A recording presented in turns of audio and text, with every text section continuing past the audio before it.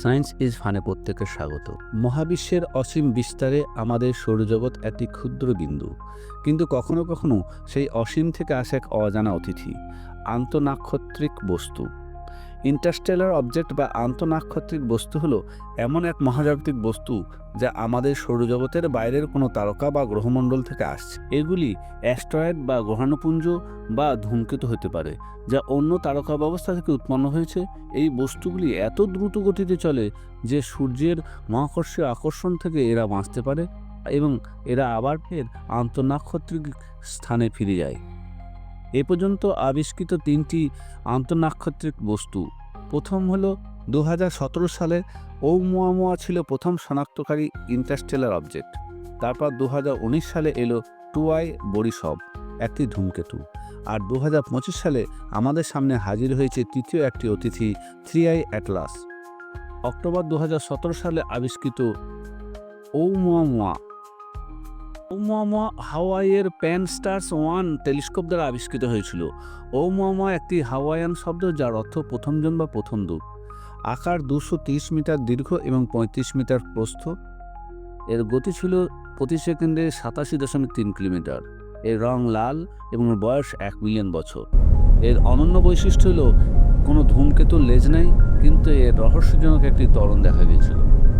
August 2019 সালে আবিষ্কৃত 2I বা Borisov, Crimean amateur astronomer Gennady Borisov এই দ্বিতীয় ইন্টারস্টেলার অবজেক্ট অর্থাৎ দ্বিতীয় আন্তঃনাক্ষত্রিক বস্তুটি আবিষ্কার করেন। এটি আমাদের প্রথম আন্তঃনাক্ষত্রিক ধূমকেতু, যার স্পষ্ট কোমা অর্থাৎ ধূমকেতুর মাথা এবং লেজ ছিল। এর মূল বৈশিষ্ট্য হলো এই সূর্যের সবচেয়ে নিকটতম দূরত্ব 2 অ্যাস্ট্রোনমিক্যাল এককে পৌঁছেছিল। এর গতি ছিল প্রতি সেকেন্ডে 43.9 কিলোমিটার। এর নিউক্লিয়াস কয়েক শত মিটার ব্যাস বিশিষ্ট এবং এর শিখরে প্রতি সেকেন্ডে 60 কিলোমিটার জল হ্রাস পেয়েছিল। রাসায়নিক উপাদান ছিল মূলত কার্বন মনোক্সাইড, যা সাধারণের চেয়ে 9 থেকে 26 গুণ বেশি, যা অত্যন্ত ঠান্ডা পরিবেশকে নির্দেশ করে। এর বয়স 1.7 বিলিয়ন বছর এবং এটি কমেট হেল-বপের মতো প্রাকৃতিক। সর্বশেষ আন্তঃনাক্ষত্রিক বস্তু অ্যাটলাস বা asteroid terrestrial impact last alert system telescope দ্বারা চিলিতে আবিষ্কৃত হয়েছে। এটি এই পর্যন্ত সবচেয়ে উজ্জ্বল এবং বৃহত্তম আন্তঃনাক্ষত্রিক বস্তু। মূল বৈশিষ্ট্য হল বৃহস্পতির কক্ষপথে 4.5 অ্যাস্ট্রোনমিক্যাল একক দূরত্বে অবস্থান করে। এই অ্যাটলাস পেরিহেলিয়ন অর্থাৎ সূর্যের নিকটতম স্থান অতিক্রম করেছে 29 অক্টোবর 2025। নাসা, ইসা, ইসরো এবং মার্সের কয়েকটি মহাকাশযান থেকে ছবি ও স্পেকট্রোস্কোপি সংগ্রহ করা হয়েছে। মার্স থেকে পাওয়া ছবি ছিল পৃথিবীর চাইতে 10 গুণ স্পষ্ট। সৌর এবং স্টিরিও সোলার প্রোব ব্যবহার করে কমেটের গ্যাস আউটফ্লো এবং লেজ পরিমাপ করা হয়েছে। নাসা এবং অন্যান্য সংস্থার সর্বশেষ ছবিতে সূর্যের নিকটতম অবস্থানের সময় এবং তা অতিক্রমের পর 3I অ্যাটলাসের কমা এবং প্রশ্নবিদ্ধ ডাস্টেল সুস্পষ্টভাবে দেখা যাচ্ছে। গবেষকরা এই ধূমকেতুর ঔজ্জ্বলতা এবং ইতিবাচক জল বা কার্বন ডাইঅক্সাইড এবং হাইড্রোজেন সায়ানাইড উৎপাদন রেট পর্যবেক্ষণ করেছেন।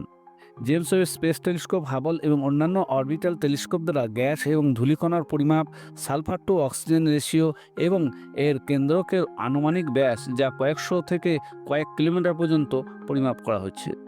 এখনও সৌরজগতের অন্যান্য ধূমকেতুর তুলনায় অনেক বেশি এবং এর উৎকেন্দ্রিকতা অনেক বেশি এবং এর কক্ষপথে প্রায় 3100 মাইল প্রতি ঘন্টা বেগ। উপরন্তু কোনো আউটবার্স্ট বা বিস্ফোরণ এর মধ্যে দেখা যায়নি। এর উজ্জ্বলতা এবং লেজ স্থির থেকেছে। ভার্গো এবং লিও কনস্টেলেশন অতিক্রম করবে অত্যন্ত দ্রুতগতির উজ্জ্বল এবং সমৃদ্ধ ধূমকেতু। এর গঠন এবং রাসায়নিক বৈশিষ্ট্য পৃথিবীর বাইরের উৎপত্তি নিশ্চিত করেছে। ফেব্রুয়ারি থেকে মার্চ 2026 নাগাদ এটি সৌরজগৎ ছেড়ে চলে যাবে এবং তখনই এই যাবৎ এর মধ্যে সবচেয়ে বিস্তারিত তথ্য সংগ্রহ শেষ হবে। আন্তঃনাক্ষত্রিক বস্তুগুলি কেন এত গুরুত্বপূর্ণ? এগুলি দূরের তারকা ব্যবস্থা থেকে সরাসরি নমুনা দেয়।